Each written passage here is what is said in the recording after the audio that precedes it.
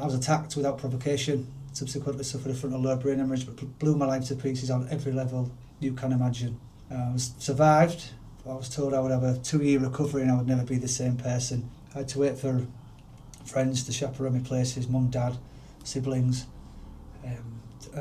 Getting the bus to town by myself was a huge milestone.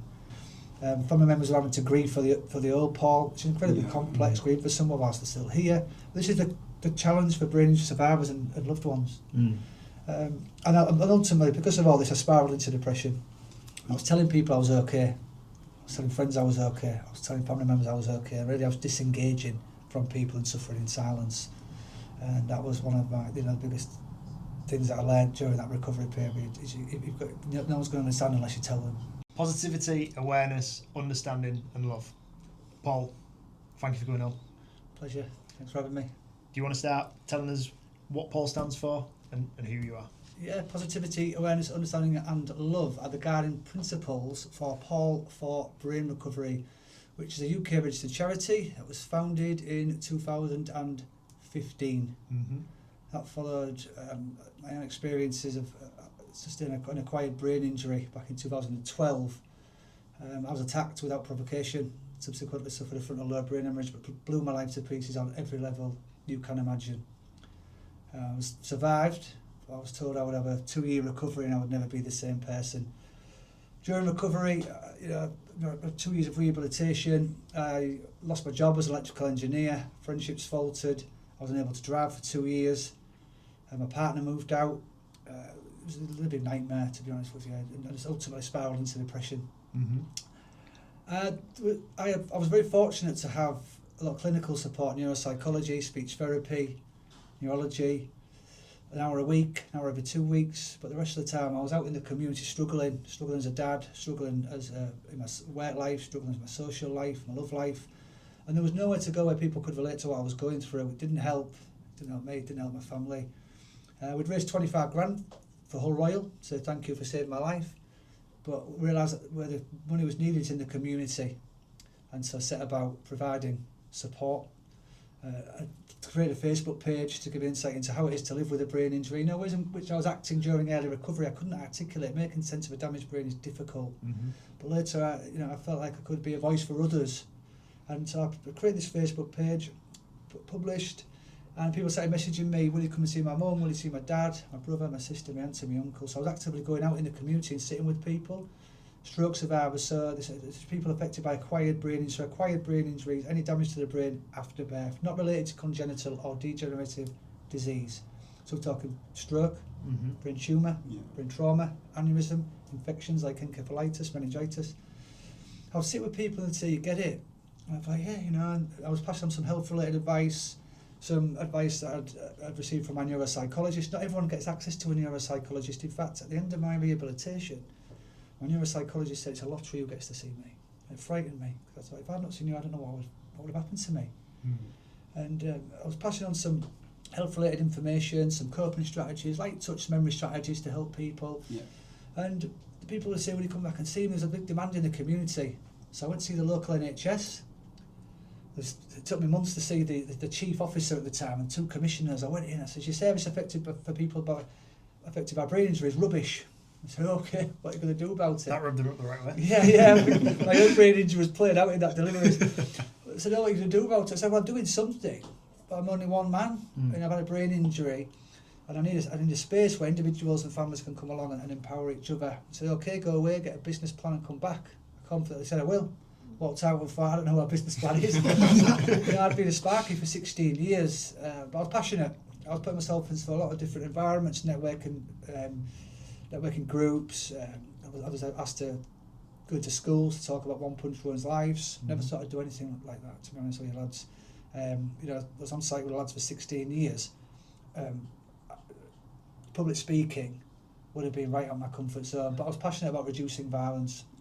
And it was an opportunity to raise awareness of brain injury and the impact of brain injury, and raise awareness of this sort of public community that I was trying to develop.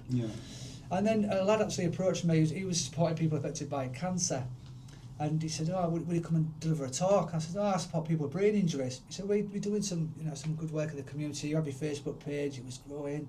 I was actually training for my first marathon at the time to raise funds for people affected by brain injury. I was working in schools. Hull Royal Infirmary asked me to go in and start talking to patients that on the major trauma ward, neurosurgery ward, patients and families." He said, "You're doing some good stuff. You faced adversity. I think you have a positive influence." So I was on board. I said, "Yeah, I'll come along then." He said, "Oh, I need some funding from this local businessman to run these workshops. Will you come with me?" I said, "What do I need to go for?" I said, "I think it'll be a good look if we go together." I said, "Who is it?" He told me it was a local business guy. I said, I'm not going there." I said, "I'm not going to see him. He's far too successful. I'm going to look daft here." He said, "Pleaded with me to go." So I said, "Oh yeah, I'll come along." The guy was Neil Hudgell, who was a national law firm. He's obviously involved with the Hull KR. They're very successful. I actually wasn't going to go on the day because I thought that I was going to look a bit daft, to be honest, in front of Neil. But I didn't want to let this lad down, so I turned up. Neil's very successful. He's also very humble.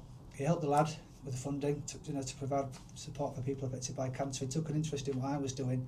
He actually asked me to be an ambassador for his company. I said, "I will, but I need a business plan for the NHS." And he said, "Oh, is it?" Yes. And I was just like, he said, "Who's you been talking to?" So I said, "I said, my lad's mate, this lady, it took me months to see her." He said, "Oh, come to my box at Rovers on Friday night, she'll be there." And within 3 days, he said, "Oh, what does he need?" And it just shows not what you know, it's who you know. Yeah. And also, when I'm delivering talks now to young people, always turn up. Never undervalue yourself. Yeah. It's funny because you said that like that yesterday. That's actually something that a lot of young people struggle with. Yeah. Undervaluing themselves. That's right. Yeah. Neil saw something in me, and we worked together with a business plan. In 2016, we opened the Brain Recovery Centre. But at the time, Neil said to me, I said, "Also, I want the business plan. I need a business plan for the NHS, and I'd like to have a UK registered charity. I've looked at the registration process. It's very long-winded. It's far too much for someone like me. Can you help?" And he said, "Yeah, no problem. What are you gonna call your charity?" I said, "Oh, actually, I don't know." Good question. Let me get back to you. Yeah. Things just seem to be happening so fast at the time because I was just very busy in a lot of different environments, and I was learning along the way. To be honest, lads, I felt very vulnerable in a lot of these different environments, networking groups. Believe you me, the language on site with the lads is very different to language on site at schools, in the hospital, networking events, the solicitors. So I was having to hold my own. I often didn't know what to say. I didn't have to. I was just stay quiet. And I was learning along the way. And at the end, I would always find someone that just seemed nice in that meeting and they'd say, "What did that mean? Or what were they doing there?" And things like that, just making it up as I was going along. And I was just prepared. I just had courage. I was just sitting there and just doing what I thought was best. And it was enough. You don't have to have it all figured out. You don't need to be perfect, far from it. And when Neil said, "Oh, what do you want to call this charity?" I sat with my mum and my daughter, and we were. I said, "What is it you're doing?" So I said, "Well, I'm in the community and I'm offering," and there's lots of different words, but positivity, awareness, understanding, and love were four of them. And so P.A.U.L for Brain Recovery came to be. Good. Okay. I mean, it's a good story, and the thing is as well, like you mentioned there about you were doing enough. Yeah. But I think that's also a lot more than what I've seen anybody else do. So again, like you're doing everything in comparison to, like you just said, you walked into an NHS meeting, you said what you're doing is terrible. Yeah. You'd been through it from a necessity as well. So you had a need for it. It wasn't as if you was just like looking in, criticising. You was actually obviously within that process. And then basically saying like, this is what you should be doing. This is the kind of things I've been doing. And you got challenged. Yeah. And I think the thing is as well, like, I mentioned about like procrastination earlier before we started can be a bit of a killer of dreams and so on. It is. You haven't got the ability to procrastinate anymore, which we'll touch on. Yeah. Which obviously I believe in most terms, like we all, are looking for the next best thing that will help us be more productive, to work harder, be more precise, and be able to be like totally focused on an objective, because that will then ultimately get you closer to what your end goal is. Yeah. But you taking action has obviously got you to where you need to be, or where you are now. Yeah. So many people would have sat, I mean, because business plans are great, but at the end of the day, like, it's your ability to execute what's on paper, which then obviously starts to move mountains and get you to where you need to be. So, incident happened in 2012. 2012, Easter bank holiday weekend. So if we go back to that, so if you don't mind, Paul, like how difficult was it in terms of once you'd sort of, because there's a period of time where I would imagine like you've sort of recovered, but then there's a period of time that you've then got to be able to like, right, I'm at home now, and what you'd have taken for granted in terms of like just being able to get up, multitask, put your breakfast on, get your bag ready, make sure things are all like in process, so that can come together really quickly. You can eat your breakfast, wash the pots, get your bag, pick it up, get in your car and drive. Like how, like obviously you mentioned that you weren't able to drive, but yes, that was so. Brain recovery, often neuropsychology will tell you it's 2 years, and you can feel slight improvements after that. But the window for recovery is the 2 year duration. So just waking up in the morning, knowing what I was doing for the day, sorting myself out, getting the bus to town, that took months and years after brain injury. So in the early days, I was able to leave the house alone for the first 4 months of recovery. Even to get to the local shop, I would have got there on my eyes shut pre-brain injury. I had to wait for friends to chaperone me places, mum, dad, siblings. Getting the bus to town by myself was a huge milestone. That was about 6 months after brain injury. I'd been to Hull City Centre 1,001 times, but never with a brain injury. Leaving the house, remembering to lock the door, remembering where the bus stop is. When you get to the bus stop, what do you do when the bus comes along? You put your arm out, you have your money ready. These thought processes just might not exist in that moment for a brain injury survivor. Therefore, you're extremely vulnerable. I suffer with really short-term memory impairments. Just think about a cup of tea, about 10 steps into the kitchen and think, I don't know what I've come in here for. That was playing out in all areas of my life. Friends would visit, I'd lose track of conversation, I'd repeat myself. I'd forget people's names, which was awkward and embarrassing. Because one thing I've noticed about you now, mate, is you don't forget anybody's name. No, I do sometimes. Well, obviously we've had a couple of conversations, which again we'll get into later as we go. I have strategies for that now. Okay. So I'll try and do. If it depends who it is and if it's appropriate, I'll try and mention your name a few times. Okay. To try and sort of get that repetition of name recalling. Got you. So obviously over the last couple of weeks we've had a couple of meetings and we've met I've introduced you to like people that work for the clubs and things and so on. And I've never known you get somebody's name wrong. And I'm like, if I don't remember, I just won't say it. I'll just keep quiet. So you get very good at blagging things. Very good at blagging things. During recovery, there was often conversations happening around me, and I was just nodding. I didn't have a clue, if I'm honest with you. And that's okay in some circumstances, and not in others. During recovery, obviously that's 6 months. The Hull City Centre by myself. I went back to work after 8 months. I was a foreman, electrician. Worked at the same company 16 years. I went back to work. I could only manage half a day a week. Right. I worked at BP, Reckitt's, at the University of Hull, hospitals, big contracts, £1 million contracts. I'm managing 20 electricians. Very responsible job. I went back to work. I went back to work too early, but I've been on such a good wage and I was on statutory sick pay. It's peanuts. Yeah. The bills are coming through. The kids want stuff. It's putting a strain on the family. I went back. I was trying to be positive. On my first day back up my thumbs, I felt somewhere with my thumbs up. Half an hour after that photo was taken, I was shaking on site. The stimulus, the noise, the banging was far too much for someone with a brain injury. It's called sensory overload. I've never experienced anything like that pre-brain injury. I was going to say you wouldn't have been aware of any of that. So you're just experiencing it. Yeah, just experiencing these things. The lads could see I was like a rabbit in the headlights. So they took me to some quiet areas of the site to help me build up my tolerance to noise. They really looked after me. And when I was their leader, if they had some trouble with family, I'd let them get off and book the time, because I knew they would always come back and graft for me, always. And we had that relationship, and they looked after me at my hour of need. It really highlighted something. Always be good to people, because you just never know. You need people to be good to. And the lads were really good to me, but I was forgetting policies and procedures. Jobs that would have taken me 5 minutes, taking me half an hour. And obviously, this is having a huge impact on my self-esteem. I'm struggling with Gemma at home. She's, living with somebody different. The man that she'd fallen in love with was not coming back after that bank holiday weekend. Family members are having to grieve for the old Paul. It's incredibly complex grief for someone whilst they're still here. This is the challenge for brain injury survivors and loved ones. And ultimately, because of all this, I spiralled into depression. I was telling people I was okay. I was telling friends I was okay. I was telling family members I was okay. Really, I was disengaging from people and suffering in silence. And that was one of my biggest things that I learned during that recovery period. Is no one's going to understand unless you tell them. That's true. One thing that I've just learned from this conversation is that what you have experienced is very invisible to us with our eyes. Yeah. And obviously you having to communicate that, it does help me to see, okay, even though you see someone there, they might be facing something that you don't understand. So my question is, what is one thing that you wish you knew people understood about brain injury that they haven't really like prioritized? I think just because you see someone walking and talking, don't just assume they're okay.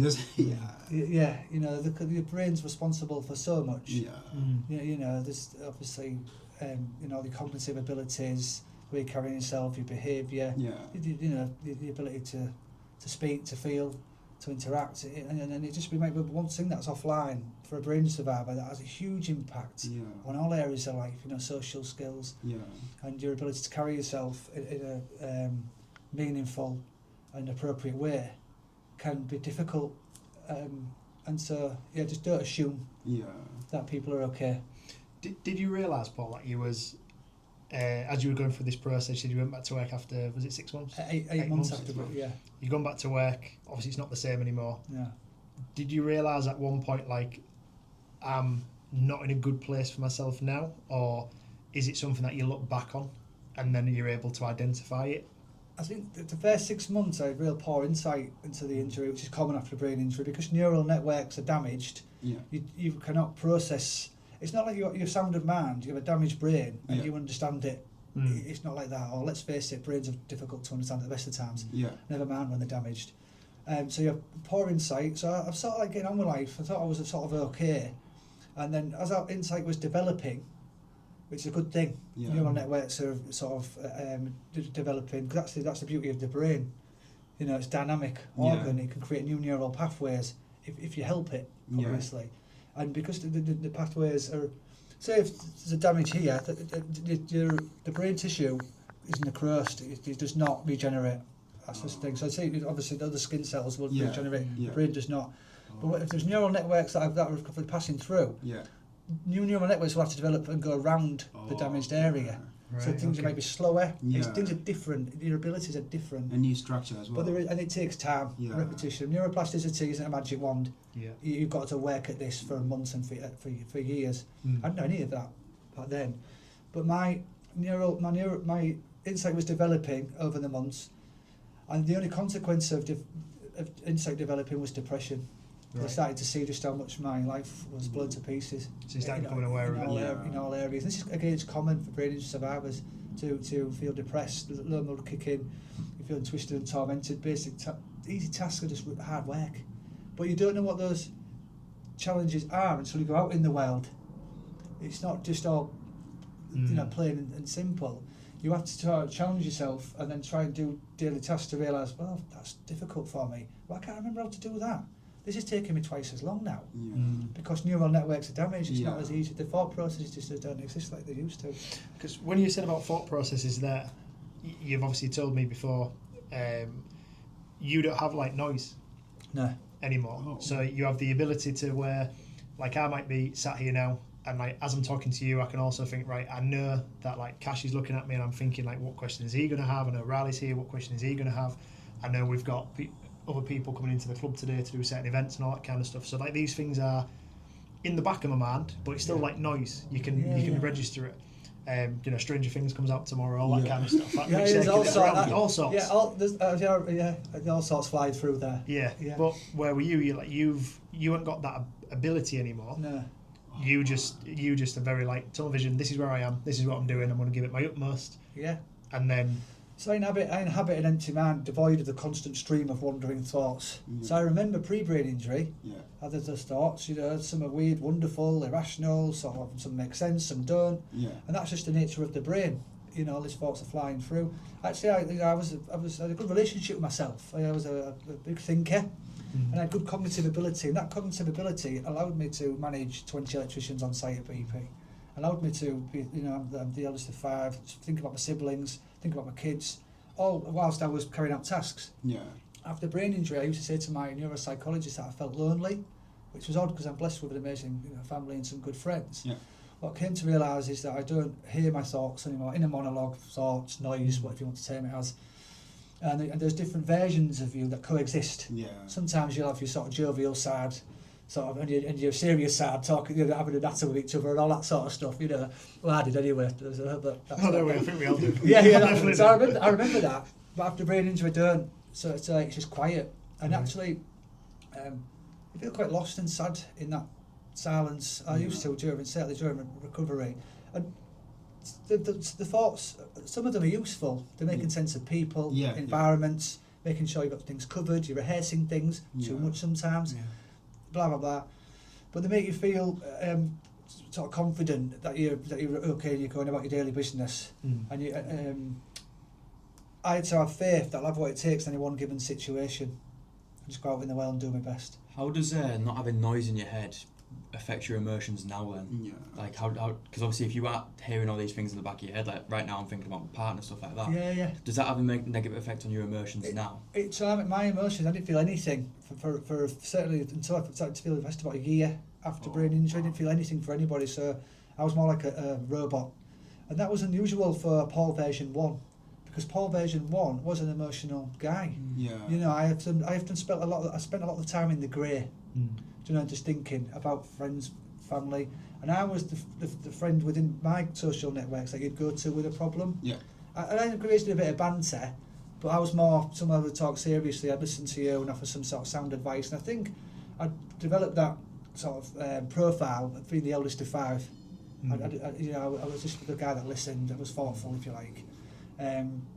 And after brain injury, I didn't spend any time in the grey. It was yes or no, which was very difficult for me. I didn't see that during early recovery. I spent a lot, because you could see in people's eyes. I spent a lot of time in the grey looking at people, where I was more like a robot, just looking through you. What you're talking about is that way or it's this way. That was more difficult for family members during recovery. Yeah. And now, as I started to develop insight, neural networks were coming back online. I do feel emotion now, but it's very diluted. Very diluted, and actually the consequence for the lack of mental chatter, I don't feel as connected to anybody as much as I used to, because like you just mentioned, I was on a task, I was at work, I was doing something, I was thinking about something that I'd done with my family at the weekend, and those thoughts keep you connected to people. That's true. They remind you of that deep connection, the love, why you love them, why you feel it, why you're at work. Why you're at work. And if they're not there, then you know you're not reinforcing those thoughts and feelings and stimulating emotions. But I was tormented by the silence, and it'd be quite easy to get lost in that and feel very sad about it. But what I learned to do was use my deficits to my advantage, because some of my old thoughts were limiting. They were holding me back from who I truly am and what I could achieve. You know, I during recovery, I set myself a goal to run a half marathon on the year anniversary of the injury, to put to bed what had happened to me. I didn't always want to think about Easter Sunday and just think, oh, I'd been attacked and have a bad day. Negative time. Negative. I just wanted to, and at the time I was struggling with my memories, and I was struggling. So I struggled to, sorry if I've not mentioned this, I struggled to stimulate mental imagery. So if I used to think about where you live, your home, if I used to think about last Christmas, you might think about that. I struggle with mental imagery now. At one time I couldn't see anything, it was just blank. It was a really cruel side of the brain injury, you know, personal, private memories with my kids, with on holidays, times when Nana and Grandad were no longer with us, my childhood and all that sort of stuff. It just robbed. And like I said, with neuropsychology, I'm not sure they get that back. That was a big part of my job. I was the lad that looked at drawings. I'd mentally visualise what I wanted the lads to install: lights, 5-alarm socket switches. I'd ordered the gear, lads would come in. I described that visualisation, they'd install it. If I couldn't mentally visualise things, I was going to do my job. So all this was sort of going on, and me realising all these different challenges along the way. Not like I said at the start, you just know all your challenges, you can explain it. You've got to go out and live life. And that's the hard thing, is that you're going out and thinking, am I going to stumble across another challenge that I can't do? And no one wants to be struggling with stuff, especially its daily activities. Knowing what you know now, would you say there's like a framework that you have to follow to help you, like to memorize, like you just said, or to do some other thing that your body or your mind doesn't allow you to do? So like a framework that you have to follow. Yeah, I've constructed a life that supports my brain injury. I know my limitations. I'm often pushing them, and I use coping strategies to help me. But so I did the half marathon. We raised 17 grand for Hull Royal. So I set this goal to run a half marathon, and it was incredible. I went to taking those steps. I'd been accountable. I was raising money for Hull Royal Infirmary to say thank you for saving my life. 70 friends got involved in that event. which was amazing. A lot of them wouldn't run for a bus. So, Yeah. so to get involved with this event was incredible. And I really felt, they loved that day, and that was helpful at a difficult time, because although I was training, and really exercise saved me, thinking about that, and I can talk about the exercise and how that started, but it was such a positive influence during a very negative recovery. Yeah. And looking back, I just didn't realise how important setting goals like that was. And I think, going on to the charity, setting goals and living intentionally just became part of life. I could see what's possible. What's possible when you set goals and you put the right measures in place to help you achieve these goals. Anything's possible. But in terms of actors in the gym, I started about 6 months into recovery. I just got up one day and did 3 press-ups, 3 squats, and 3 sit-ups. That was it. Wow. It's such a small routine, Yeah. but that's where I was. And everyone's got to start somewhere. Yeah. And I started doing this routine every day. And my family was like overjoyed, because they think, all he's been doing is he's struggling to speak. He's been sort of sat staring into space, and not doing a lot. This is hope. He's coming back online. Yeah. So I started doing this routine. Gemma was buying me men's health magazines to inspire me to do more than sit-ups, press-ups, and I started to build it up. It became a good structure to my week, to my day, my week. After about 2 months, I decided to go to the gym, just from the corner from us at the time. I was living on Beverly Road, and unfortunately I walked round. And as my insight was developing, it was a good thing. But I became more aware of my deficits, if you like. If you asked me a question, I could look at you for what's longer than normal. If you didn't know my situation, people could think I was being awkward, confrontational. If you asked me a question, I could start stuttering. I was very unsure of myself, so going out in the world was hard. And actually, I stood outside the gym, must have been 10 minutes. I just thought, I'm not sure whether I should go in. And I did step into the gym that day. It was the best thing that I've ever done for myself. I started small, and actually I realised that I wasn't quite sure what I was doing. Any knowledge that I did have about the gym and exercise routines and stuff like that, I was lost. And so I mentioned this to my family, and I said, I'm not really sure what I'm doing, to be honest. So we hired a personal trainer, a lad called Tom, who was very helpful. And we started small, with some small routines. I had to be careful with I was struggling with neuro-fatigue. But we started small, and it was so good for me physically and mentally, and really emotionally, as I was struggling with depression. And I started to do the running. And actually, I said to Tom, Jim has been buying my men's health magazines. Maybe I could be in there one day to inspire other people affected by brain injury. Tom said, well, maybe. Provided a diet to make me aesthetically pleasing, to sort of to put in some lean muscle and all that sort of stuff. I started putting on some lean muscle. Cognitively, I was still struggling, but on the outside, I was feeling a bit better about myself. Just feeling a bit stronger, a bit more confident. And like I said, cognitively, I was still struggling. So my family and I were starting to research brain healthy ingredients. So there's a lot of on the supermarkets, I was thinking about proteins and things like that. But we were looking at fatty fish, blueberries, nuts and seeds, which all have brain benefits.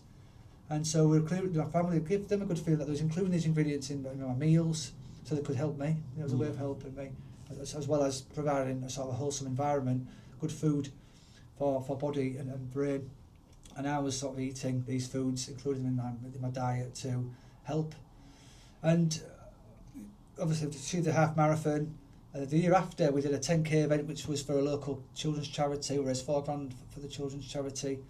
During that time, I was struggling at work. I was struggling with depression, but the running, the gym, the eating well. I was retreating to the countryside a lot of the time. I found solace in the peace and serenity of the countryside. Going out in urban environments was difficult. A lot going on. It was my brain was sensitive. I was struggling with neuro-fatigue, cars, people, noise, threats. Your brain is primarily built for survival, and it was draining.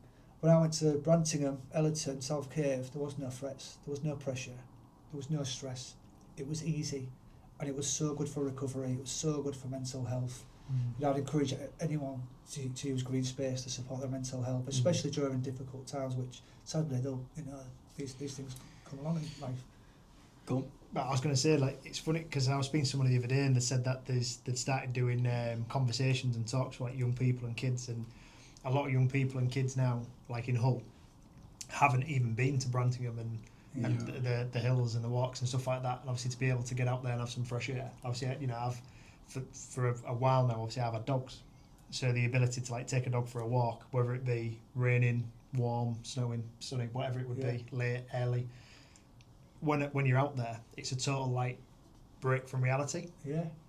You know, and it's I don't think again like people. I think the thing is, as you move further and further in life, like it becomes a point where it's like, you know, you've got bills to pay, you've got this to do, you've got that to do.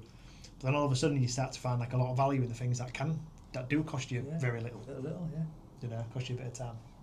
So like jumping back into something else here, but you said it was difficult for you to navigate your way around like the community and stuff like that. Yeah. As a member of the community, obviously it's quite like an invisible injury, but what could we actually do to help if we notice someone in this situation, what could we do to help?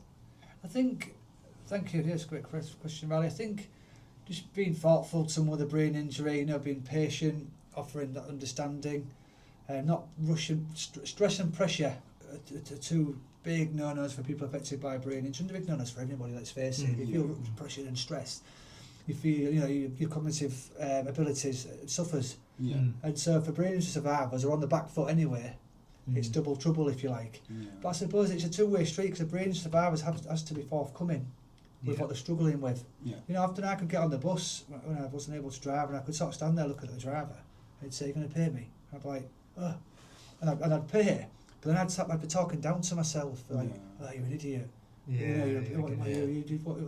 That was something that I learned during recovery. I was my own worst enemy at times. I was talking down to myself. It wasn't good for me.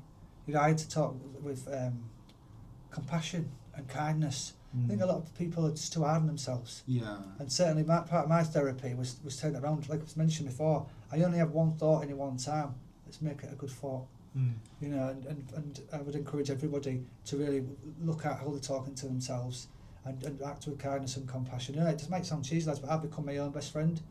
You know, I have to still tell myself off now and again if I need to. But on most part, I'm kind and just give myself a pat on the back and talk and being well to myself. So that's something that I developed during recovery, and being open and honest with people. So I like to get on the bus, and if something happened, I had an absence, I'd say, "Oh, I'm sorry, I've had a brain injury." I've never had anybody who has looked down on me, ridiculed me, called me weak or fragile or anything. Anyone who's ever said it is, "Oh, take your time. If there's anything else I can do for you, don't worry about it. It's all right." Just be really understanding and lovely. So I would encourage, you know, anybody with any illness, injury, to try and be open and honest as you can. People are not going to understand unless you tell them. And generally, people in the community are good people. You know, 99%. I think, you know, like a lot of the time as well. Like I've noticed when I walk a dog, for example. Like I'd obviously go for a walk with Dexter. Obviously Dexter was a big dog, so I think a lot of people are looking at the dog going, "Oh my God, what's this?" But when I used to walk, I used to make a point of trying to say like hello to people. Yeah. And some people would be shocked by, especially older people, because you know, younger guy, if it's cold, I've got my hood up and that kind of thing. But like you say, hello, and they'd be shocked, and then you catch them off guard. And I think again, like leading to that, like I always try and make a point of like when I'm walking anywhere, like just trying to like catch people walking like the opposite way and go, "Hey mate, you're right," give you a nod, any kind of thing. And sometimes you can see like there's a lack of that. But like, you know, for someone like you, Paul, walking at that point, if I'd have seen you get on the bus and go, "Hey mate, you're right," I guess like that would have been quite valuable at that time, because it just can instigate a conversation where normally you'd have just been sort of sat going, "Oh well, I need to focus on whatever's right in front of you," or even like within yourself. Yeah. You know, it brought out a bit of a difference. Yeah, absolutely. Yeah. I think just going back to your point, I think developing your knowledge around any sort of injury or illness, so if you have a friend who's suffering in some way, is important, and just generally being kind and compassionate to your fellow humans is something in itself. Unless you know specifically what someone's struggling with, you can't best support them, can you? And that can be complex. Every brain survivor will recover differently. So I have a frontal lobe brain injury, somebody else with a frontal lobe brain injury might be struggling with different symptoms. So it's hard to say what is helpful for everybody, apart from kindness, compassion, kindness and compassion, being patient, and just offering that understanding, and not assuming that someone's all right just because they're walking and talking. For some, what would you tell like people that have the same problem, but they haven't really come forward, and they're feeling that like resistance if I share my problem, and they like prejudge how people would think about them? Any message for them? Just encourage them to let the barriers down. You know, access charities like P.A.U.L For Brain Recovery. You sit in a safe, non-judgmental environment, and if you're repeating yourself, like forget things, it's okay. We're all doing the same. If you forget people's names, it's okay. And when you're in an environment, in a community like P.A.U.L For Brain Recovery, you can grow in confidence and go out and face the world. And sadly, sometimes you might come into situations where you might meet someone who's a bit unthoughtful. Don't just think that's don't just think that's everybody. Because like I said, the majority of people are lovely, kind, and considerate. So don't let that one put you off. So obviously, Paul, we've gone over there. 2015, we went back. 2012, obviously, we've come forward. You're now more than capable of doing many different things. You're going to do talks in front of people. You're more than capable than what you was prior because of your own like belief restrictions back then. Yes. Now you're doing talks in front of hundreds of kids. Yeah. You do them on a regular basis. You can come into a room. You can meet me for the first time, who, okay, like not as successful as Neil Udgell hopefully yet. I'll get there one day. But you're at a point now where, like, I reached out to you. I'd seen something positive that you did. I think it was one of your marathons. I think you'd just been to Australia. Yeah. At that point, I think I put a little comment on there. Neil. Yeah. Thanks, Jack. Yeah. And then I just dropped you a message and said, look, I'd like to catch up again. You come in straight away. It's like your conversation straight there. Yeah. I think we spoke for a couple of hours at that point. Had a couple of coffees, had too many, and I just said, look, this is an idea I've actually got. Yeah. And obviously we've kind of gained a bit of traction with that. We've got obviously a couple of meetings coming up. We've got obviously another guy, Adam, obviously who's involved in it. Yeah. But your ability now is so much more confident. He's obviously brought up with so much more confident, and obviously you're doing things like you said that you never thought you would have done. Yeah. So, you've developed yourself probably more in these last couple of years than what you did through school, college, education, to then obviously then what was on your original path. Yeah. So where is it? As long as it's obviously positive, I guess is a good way of looking at it. Where you're going forward, but what's the next couple of steps for you individually, for Paul, to be sinking your teeth into and. So yes, thanks, Jack. So you're right. Paul version 1, I never dreamed, we could be doing some of the things that I'm doing now. I never dreamed that I could start a charity. Mm-hmm. I could run a marathon. I ran 155 miles this year in one go. I've been to Australia, ran the marathon. I mentioned I've done the marathon, the half marathon on the year anniversary. On the 3rd year anniversary, I ran my first marathon.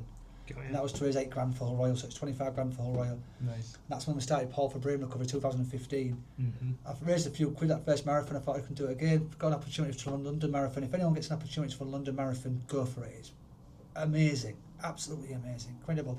And what I realised at the type of events was that everyone's connected. Generally in society, we're disconnected. We feel disconnected from people. Mm-hmm. When you have a London marathon event or any sort of a 10k event and cycling event, swimming event, we are connected, everyone's one, and it's so powerful. It's just a great day to be human, even the supporters.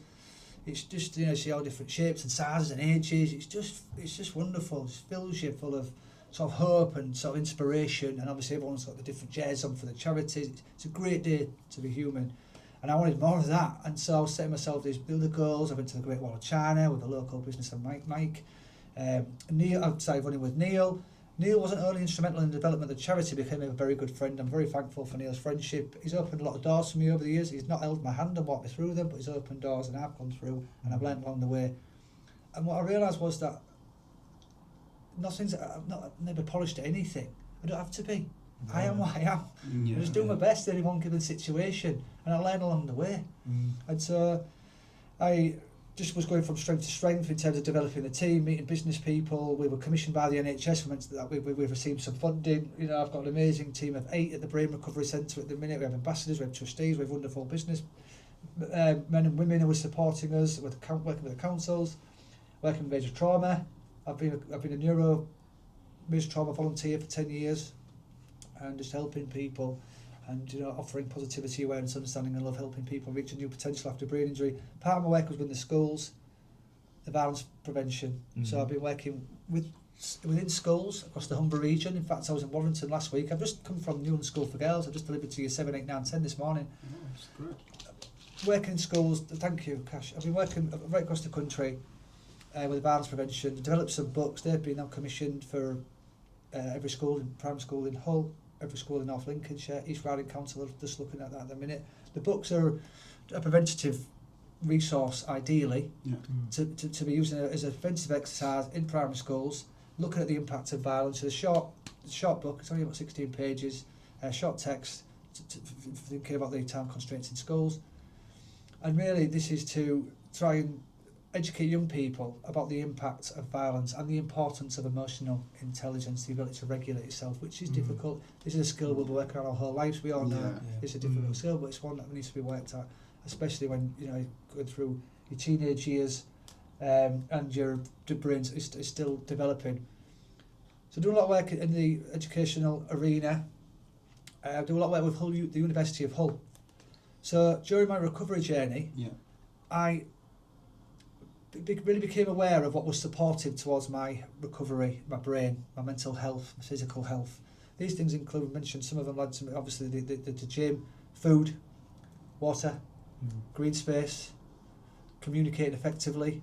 And so I asked my office, the admin, to develop this illustration because I wanted to, it wasn't just exclusive for me, the gym, exercise, green spaces for us all. And so I wanted to create this illustration for our service users at the charity so they could see these subjects and they would invest in them to reach their potential, harness the power of neuroplasticity, make the best recovery possible, And that's I was going to schools, and with a lot of the conversation with the teachers at the schools were talking about young people's mental health, the struggle, and we all know that as well. How it feels when in them sort of adolescent years. It's difficult, it's tough. And so that's how we take that and we'll start putting these boards in schools, make the invisible visible, the brain, and educate young people around are you engaging in these subjects to support your brain and therefore mental health. And we've been working with the university recently. The brain board is now in partnership with the University of Hull. We have age appropriate information for primary school students, secondary school students and adults. So I'm really proud of the partnership with the University of Hull. Very proud to be working in schools across the country, and certainly looking forward to the work that we're going to be doing, Jack. So Just before you jump into that, I have a real quick question just to ask you about that. Yeah. So obviously you work with the young children. What would you say is a concept for them that you stand for that's quite hard that you see for them to understand? Because obviously they are a lot younger. Yeah, they are a lot younger, and I think their brains developing, and we can't treat them like adults, with a fully developed brain. The brain doesn't develop until you're on the age of 25. In particular, the frontal lobe, which the dorsolateral prefrontal cortex is not fully developed. That's responsible for impulsive behaviour, rational thinking, poor decision making, and the relationship between the frontal lobe and the amygdala, which is the emotional side of your brain, isn't fully developed. And so it sort of makes sense that it's no excuse for young people. But we have to take this into consideration, and I think you've got to meet them where they're at. But that can be difficult. Well, it's like if you think, like, if you give a kid for Christmas, obviously, we're not far away from that. You give a kid a pair of roller skates. Within minutes, that kid has put them roller skates on, they're off. Skateboard, bike, anything, they're off. No concept of stabilisers, roads, banging the knees, safety, anything. And it's like, when you put it into that perspective, like if someone give me a pair of skates now, there's not a chance I'm for it. Fairly free, brain's fully developed. I think but it makes sense, and I think when you actually then look at it like that and you go, kids are more daring than what we are, right? But it's not just more daring, it's because like it's not developed there yet for them to actually understand, like, I could put these skates on, but then there's all these. They're more built for reward. They just want that sort of dopamine, that reward, and they're just geared up for that. So they're just going for it. But I suppose that's part of development. The reason why you wouldn't do it now is probably because you did it back then.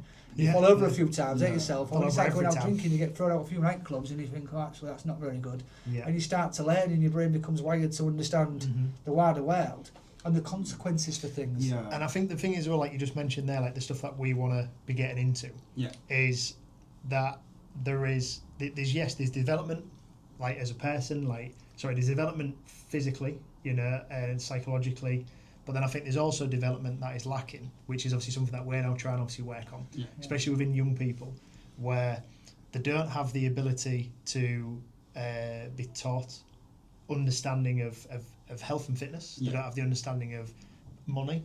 They don't have the understanding of your brain and how your brain develops. And every kid now, they get to 16, 17 and they think that they can run the world, and they can drive cars and they can do all these kind of things, and this fast food mentality. I mean, even since meeting you, Paul, I have a different understanding now of, like, I used to say everyone's got a fast food mentality because we used to go into a window, ordering something, getting at the next window, gone, you're off. There's no like friction there. And that people have taken that sort of mentality and just applied it to everything in life. Where, since obviously meeting you and the conversations we've had, I look at things now. I look at younger people with a different understanding. I look at you because you're a lot younger, with a different understanding of, you know, how people are interpreting like what I'm saying. And what I'm saying, like, you know, I've been doing it for 15 years and it's there. I can then obviously put that across to a kid, whether it be simple, like, you know, one of my friends, like, I've taught him I've tried to teach him a couple of times how to use a mop. He just don't get it. And I'm looking at him going, how don't you get it? Yeah. But then it's again, like, I've speaking to you, I've got a bit more patience with him now. Yeah. And now rather than getting frustrated, I'll laugh. You know, if you didn't laugh, you cry. And I'm just like, I think again, so opening that door in terms of what we're wanting to try and achieve. Yeah. There's a lack of, I believe, especially like in Hull, there's a lack of places for young people to go where they can be given like a positive introduction to health, how that can then compound over the years, because we're all going to get older, that's inevitable. So health, wellness, understanding, you know, even the things I've learned from you just in conversation, Paul, like, I believe these things should be taught in school. You know, just so, not even because if someone happens to come up against either themselves or somebody else close to them that has an injury, it's positive for someone that never ends up with an injury, touch wood, to even be aware of this and be aware of, like, you know, the way the brain functions and how that's going to change as they're going through like the 20s and into the 30s and so on. So, you know, what we're looking at doing is trying to obviously find the facility that we can obviously have, which encompasses basically like a youth club that people used to remember them of as, but then also incorporate skills, education, safe spaces, food, everything into this space. And like me and Paul have identified, like, look, we don't know everything, so I especially don't know everything. So obviously Paul's really good in terms of like what he's just shared with us today and what he's obviously going to continue getting into. He brings a lot of value to that, and it's a value that I've said a couple of times, Paul, answer that I don't have an understanding of. So I can't do this on my own. Paul's obviously then said, look, I'll come on board with this, I'll help with it. Got another guy called Adam, who comes from a really good background in like skills and education and that kind of stuff, which again plugs another part of the pie that me and Paul are into. So we've got a couple of meetings coming up that we're hopefully going to build some traction with, so get in front of the right people. And obviously we'd like to put it out there to people obviously in the public, because I know a lot of people I've spoken to think it's a great idea. But again, you can go walking through like Hull city centre, and the reason why we say the city centre is because it's a bus ride away from anybody in the city to be able to access it. But you go walking through the city centre, there's nothing for anybody to do. There's no space for kids to go. You know, like I kind of have, like you said before, Paul, you had the ability to like envisage something. Like I have like the ability to where when I look at an empty space, I think, right, I can put a great looking gym in there. I'm looking at this and I'm going, right, well, I'd like it to have the health and wellness area, I'd like it to have the food area, you know, so if kids say, for example, come and they've not had the best nutrition, we can obviously help them with that. You can also start to teach them skills on like procurement and acquirement, and acquiring these items through offering the service as well. Paul's ability to come on board and go, Jack, like, in order for this to work, you really need to like think about, again, like behaviours of young people, and like, you know, just because they've made a couple of bad decisions don't mean they're going to be a bad person. We all know that, but we need to like guide them into something. So give them education around everything that we've discussed today. That sort of self-aware. I think young people devalue themselves and don't really know where they're heading. I think they need that support, guidance, that sense of direction. Just to be reminded that all your thoughts are true. You know, that to me when I was younger, and I was, like I said, a lot of limiting beliefs about myself, and it was up to me to sort of hold on to certain thoughts and just let other ones pass. And so I think that's not just for young people, that's for everybody. I think everyone's so much more capable than they believe. You know, it was adversity. I mean, it took adversity to find out what I'm really truly made of. I would never been a marathon runner, and you know, been to Parliament and done some really amazing things that would never have happened for me if I'd have been, you know, believing all my thoughts pre-brain injury. One thing that I like about what you guys are doing is that you come from a lot of experience with like gym, fitness, and everything, which you will benefit a lot. And then Paul also have this understanding, like you say, of the brain, especially like emotional regulation for the kids. Yeah. They act impulsively. Yeah. And when you combine that together, which means they'll be like, okay, this is not just Jack as a person. Jack have experience. He's done things, and they're going to benefit from that. And then from you, it's like, oh, Paul actually understand how my brain function, which means like all the decisions that I'm going to make that will put me in trouble, I'm going to learn how to regulate them. It's for me, like I envisage, like we're going to be taking, or going to try and build this physical place, Yeah. to then have a journey which we can then create, which kids are then freely come into. I was having a conversation with somebody the other day about what we're looking to create, and I said, like, as part of that journey, what I'd really like to see is that, like, any kid in Hull will be able to obviously access it. Yeah. And the idea is, like, we set them up with an app, so we can control obviously who's coming in, who's coming out, so it's a safe space. Yeah. And what I'd said is, like, in order for a kid to access it, they need to, say, for example, maybe give us 10 hours every 3 months to help with community projects, keeping the city centre clean, tidy, all that kind of stuff. And I said, like, you know, you'll have kids that are in the city centre that are part of, like, the programme and are members of it. And you might see somebody throw something on the floor. So you go over, instead of challenging them, pick them up, put it in the bin. And I said, like, you might get another young kid might turn around and, like, try and take the mick out of them, laugh at them, whatever. And I said, in that moment, like, and I'd be wanting to, you know, like, no, that ain't right, challenge you on it. But then I think to myself, equally, like, are you gonna feel better, put it in the bin, looking up, smiling and going, and then walking off, knowing that you've done the right thing? Yeah. Who is then going to feel the smaller person? Were you then not rising to it, walking away, knowing you've done the right thing, or straight away they know that they're in the wrong? And I think, like, that for me is then when you start to have that positive, like, fight back towards bad behaviour, because you're demonstrating what's positive. You're not trying to just win battles all the time. The person with the best argument never has to shout about it. Yeah. You know, and again, like, what we're trying to create is that journey of where, like, they're taught from a young age, because we're thinking that people are going to come into this potentially, if we can set this up at like 11, 12, 13 years old, that they're coming in and they're going through a journey which is, like, grounded in, like, health and fitness, understanding. And as they're going, like, as they come in one place, they're going to go through, like, health and wellness, going to go through social, because we'll have pool tables, breakout areas, like, I want to have sports in there, I want to get Hull FC, Hull City, Hull KR involved, all that kind of stuff. So you've got little things throughout the year always in there. And then they go through some skills, where through Adam, then they go through some understanding and some education, some skills, obviously through Paul. And then when they're coming out of it, it's like they're getting a constant, like, 360 all the time of, like, this is good practice.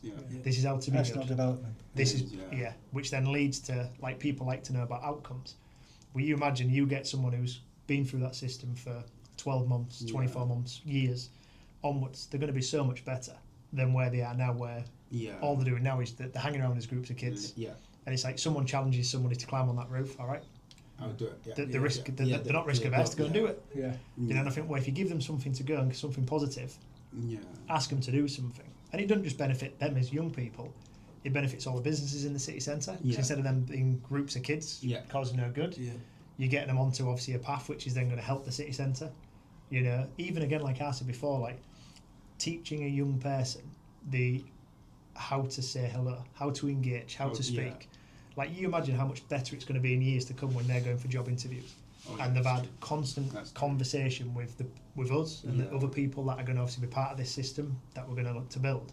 When they go for job interviews, instead of them being young people, like we interview people all the time, young people, and they sit there. I've been to the job centre, I've done, like, days worth of interviews with these people. They don't know how to be interviewed because they don't know how to engage. Yeah, they're not taught how to. If they've been with us for 5 years, gone through a process where they're constantly, like, in order for you to come into this facility, you've got to say hello. In order for you to come in next time, you've got to say goodbye, thank you on your way out. Just having that as, like, skills that you start to develop and lean into. Like, and they just do it as part of who they are as a person. By the time they come into, like, working age, be so much more beneficial for them than, you know, being good on Snapchat and things like that by the time they're going for job interviews.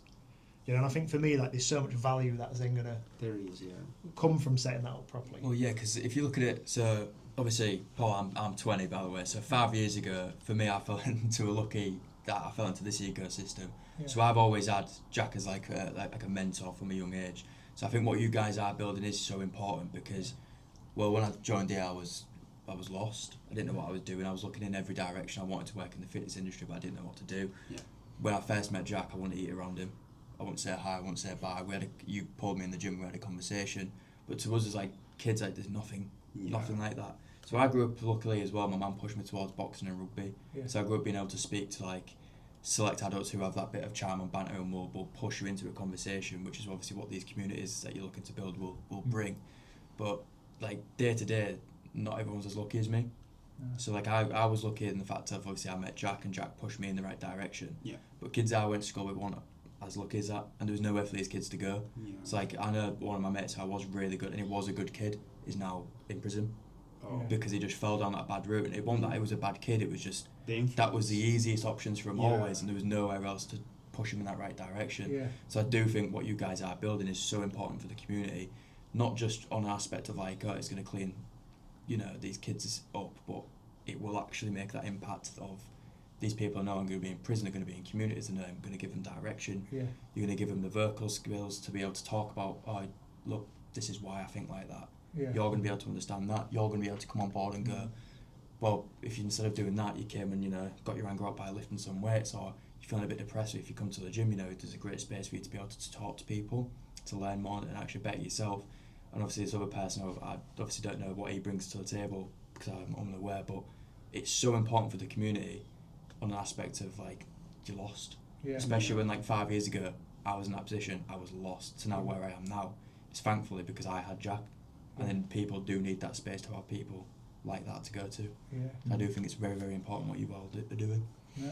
Thank you. And again, like it's something that obviously me and Paul are invested in personally, and obviously we'd like to see develop obviously within our city. Like so many people, I see the comments on social media when people are crying out for stuff for youth.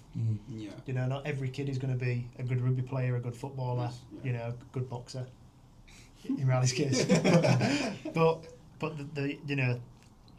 the thing is that like people can still be interested in all these things. You sprinkle sport into it, you sprinkle physical education into it, and I'm not talking about just like PE in school, because PE in school for the most part is very limited in what it offers and delivers and the outcome of it.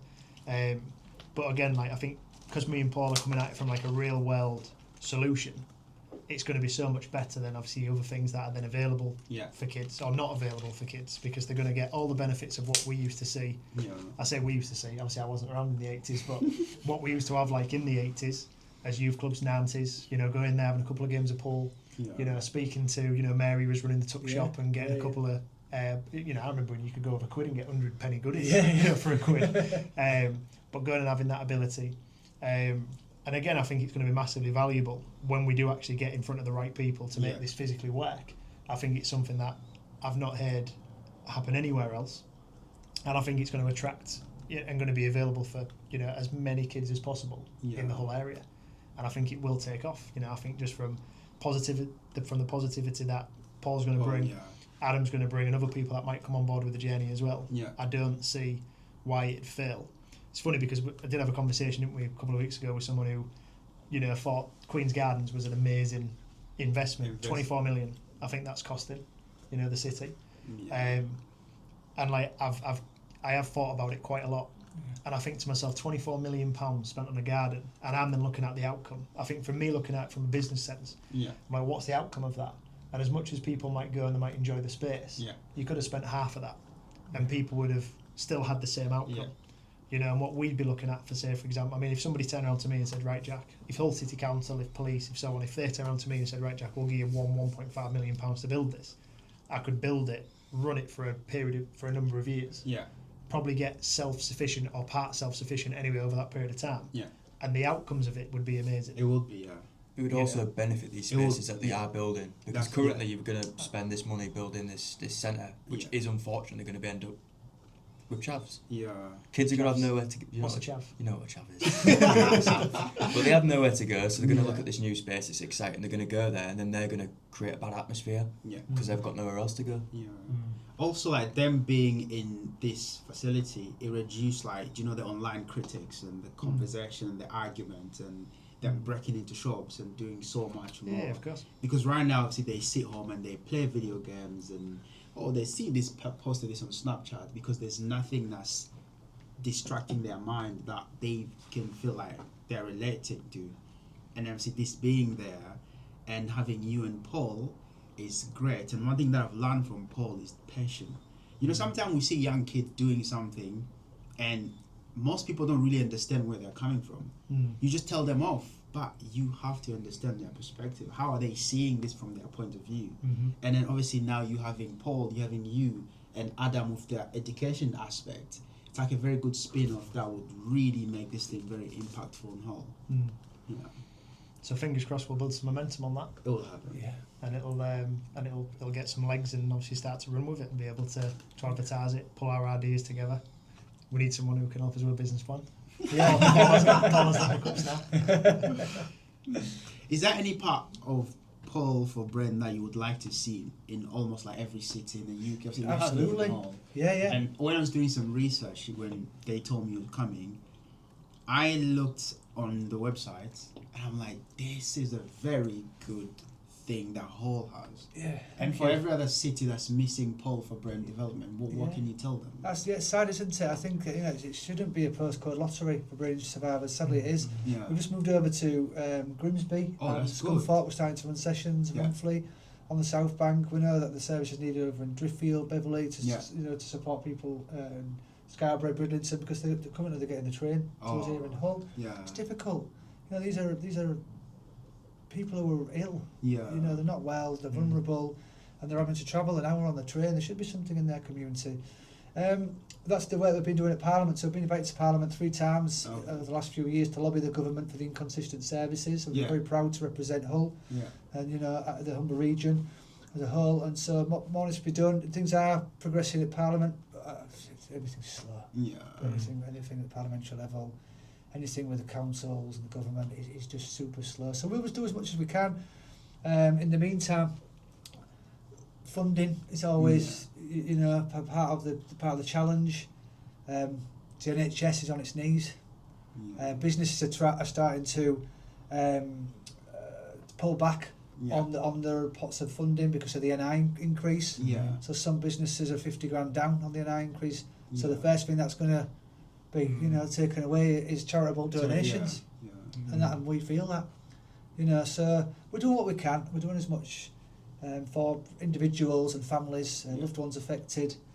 We're proud to work with Major Trauma. We're on there weekly, meeting patients and families. We work with Complex Rehab at Castle Hill, Ghoul Rehabilitation. We work with the doctors across the Humber region. So we'll just keep doing what we can, and hopefully as the years pass by, we'll be able to develop across, say, the Yorkshire, Lincolnshire and Fairbrother field in time. Obviously, like you've mentioned, that there's 2 aspects to this. There's the government realizing, or the people in charge realizing how important this is to be able to push like to other cities. And then for the community, how can they support P.A.U.L For Brain Development? Is there anything that you feel they can do that will almost like accentuate the work that you guys are doing? Oh, we feel the love from the community every day, Cash. It's wonderful. You know, when you work in the charitable sector, you really get to feel the giving. You see the giving of the community and of people. And I'm very thankful that I've been able to see that side of the community, because generally we have a lot of the dark side of the community in society. Whether it's burglaries or violence or whatever it is, and that's very much on our TV screens and the news and everything else. But when you work in the charitable sector, you really do get to see the giving as a community, and it's not always fun. You know, it's nice when obviously it's really appreciated, and it's really needed. Is the fundraising from individuals who run the 10k or a London Marathon. But you know, there's little old Joan that's knitting something in her lounge, and that she's going to sell for £3 down the local sort of newsagents, and she comes in with £40, £50, whatever it is. It's just amazing how everyone's contributing in different ways. And then you have businesses that are supporting us. You know, we do a lot of work with mutual solicitors, Language is Everything, and lots of different business, Smith and Nephew. Yeah. There's tons of businesses that are supporting us, Cobus Communications, there's tons. I won't go on too much because I'm for fear of missing someone out. There's a lot, there's a lot of businesses that are supporting P.A.U.L For Brain Recovery and have done for a long period of time. So, and this helps because the funds that we receive from the NHS do not meet the need. They don't. I can see And if we were only functioning off the funds that we receive from the NHS, there would be a queue around the block. there's a limitation as well. It's the good people of the community, Yeah. it's the businesses that are enabling us to meet the need here in Hull, East Riding and North Lincolnshire. And also to raise awareness as well. I think I'm just thinking now, like how could we immediately support? Yeah. You know, you've got thousands of members obviously in Hull. You've got obviously thousands of members as well up in Seam where the other club is. And for me, it's, you know, as we build a presence, like partnering, like for us now, it's more so, especially now as we're building out the brand and what we want to be, like partnering with obviously like people like yourself, Paul, organisations that are positive in the community. And again, like for us, like awareness, like obviously I've seen your boards, obviously you brought one to the gym in town for us to take a look at, having things like that, which obviously we then want to have in the club. Which again, even if, you know, out of 2.5 hours of members, for example, in this one gym, if you get 10% of them walk past it over the next 10 months and just stop for a moment, take a look at it and go, I know what this. I know what I relate to that, or you know, develop a little bit more of an understanding. Again, it makes a big difference. Yeah, even absolutely. When, you know, you said about the like violence prevention, even side of obviously what you do. Yeah. I think that for me is obviously something which, you know, we all, like you said, we see it in the news. We see, because, you know, violence isn't just punching someone. It can be burglary. It can be you know, I mean, we know someone obviously close to us that unfortunately got the car stolen like a week ago, and she got dragged out of the car. And it's like, you know, if you was to probably peel back the layers of like, how did these people that did that end up in the situation they're in to obviously want to go and do that kind of thing, I bet you'd probably end up going back to the point where they're young people, nowhere to go, nothing to do, you know, on a bad pathway. And if there was something like we're after trying to set up, educate people and put them through a journey, potentially, you know, would it have happened? You know, so I think there's plenty of stuff that local businesses can do to raise awareness. Raising awareness is key. You know, it really is, and hopefully, you know, like you mentioned, the Brain Health Board, Jack, that's adding value to your members. It's not just like our brand and they're thinking, oh, what's that? We're sort of trying to promote who we are. Our brand is very much on that board, but this is value for you, just to remind your members about the brain and how to support brain health, because often the brain often gets left behind, doesn't it? We don't think about the brain. We're in an autopilot a lot of the time. It's also like them knowing where to go when they're facing that difficulty. If you know somebody affected, there's an acquired brain injury every 90 seconds in the UK. They're a lot more prevalent than people think. So stroke, brain tumour, brain trauma. The consequences can be devastating. Has huge impact on the family. So if anyone knows anybody affected, then you know there is a place in Hull, a walking centre, open 5 days a week.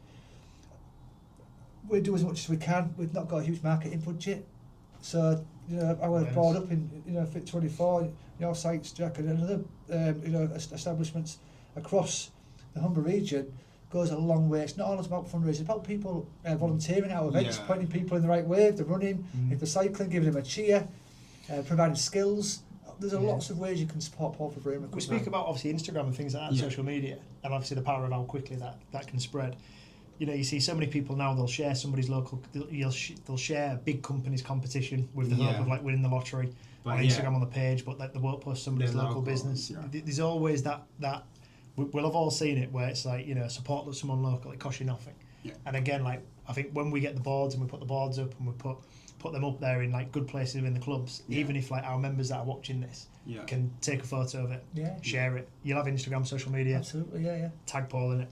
Goes up to their followers. And there's information behind all the subjects on our website that's been developed by the University of Hull. So talking, you know, Dr. Kelly Doherty, Professor Jonathan Glazard. These are sort of, you know, professional, skilled sort of people with the knowledge to provide adequate and insightful, useful information for people of all ages. You know, we all have a brain.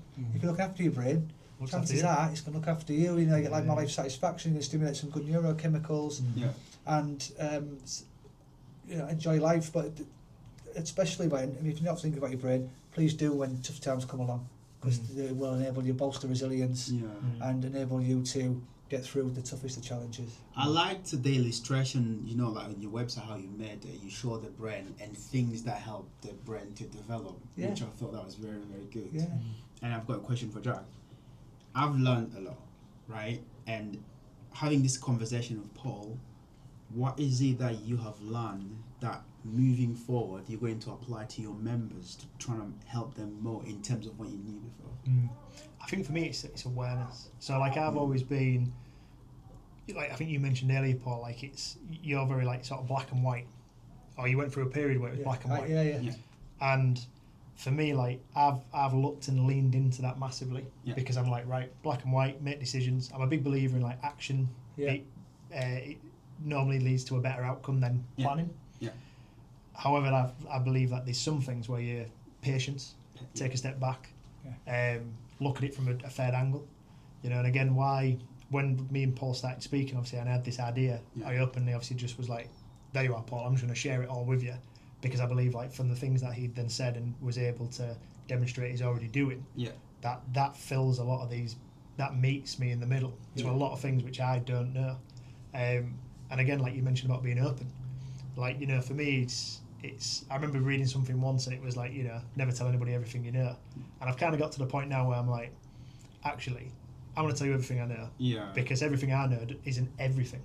Yeah. You know, and obviously Paul is then able to go, well, actually, you know, I can meet you 50% with this one. Add value to it. If I'm only 30% with this idea, he's the other 70. Yeah. So for me, it's like you're adding that value, that strength to then be able to have the next meeting. Yeah. Yeah. And then it's like, right, okay, I know we need to do education. Don't really know about the education side of it. Yeah. He does. You know, he brought Adam in, and it's about, you know, we're jigsawing this. We know where the outcome is, I believe, that we want to do. We know what the outcomes are of the kids, but for me, it's how do we get there? So, like, you know. I think that's the other thing for me as well. I don't know everything, you know, about the brain. You know, I was a brain injury survivor who's obviously got a real keen interest and who has developed my knowledge to support myself and therefore others at the charity. But for the things I don't know, I might go to Dr. Jack Garfield, major trauma psychologist at Hull Royal. I might go to Lily Dixon, who I work with alongside at the University of Hull. So I work at the University of Hull teaching clinical psychology students. My neuropsychologist, Celine Osman, she asked me to teach alongside her at the University of Hull, which blew my mind. She had started setting her therapy room for 2 years. There's lots of different people, and I think pre-brain injury, maybe ego, I'm not sure what it was, but reluctant to ask for help from people. I reach out all the time to people now because I've seen the value. I don't know it all, I'm not supposed to. We're interconnected. It's much better when we come together and we work together, and then someone brings something else to the party. That's where it's at. The one thing that That's the magic. I've learned is that you said you went to nil and then look at what have happened, and now the impact is huge. And now we're even thinking like, okay, everywhere would like to see this. So that shows you if you did not take action, this would not have happened. That's right. You know, I reached out. There's tomorrow morning I'm going to a company, Adams and Green, Hazelwood Business Park, and that's Rob Brocklesby. Amazing, he's absolutely amazing. I'd seen Rob at an awards, and I got in touch. I followed this up. Maybe before I wouldn't have followed it up, but now I absolutely do. I robbed him last night. Just wanted to say for a coffee. Rob's been a big sponsor for the charity. I'm going tomorrow. He's raised over £7,000 for us. He did. Ironman. He's done the Yorkshire Marathon. He's done a series of events to raise funds for P.A.U.L For Brain and Sailors Society. If I'd not followed that up with Rob, I'd not gone to meet Neil. You know, life wouldn't have turned out as it does. So absolutely, you know, turn up. You know, contact people. Opportunities will arise if you don't take action, like you said earlier, Jack. That's one thing for me. Know where you're heading. Live intentionally. Support yourself along the way in terms of the exercise, food, green space, and just go out and meet people and make things happen. There's so much potential out there. Definitely. Well, in regards to that, I mean, we can obviously speak all day, but I think what we'll do is, Paul, obviously thank you very much for coming in today. Thank you for having me. We'll wrap up this one, and then obviously what we'll do is we're going to circle back round, obviously in time to come to flesh out obviously our idea, and hopefully obviously we'll gain some traction on our idea to build what will be like kind of a one of a kind like youth club for Hull, which obviously will be hopefully open to everybody. Within obviously what was we aiming for, like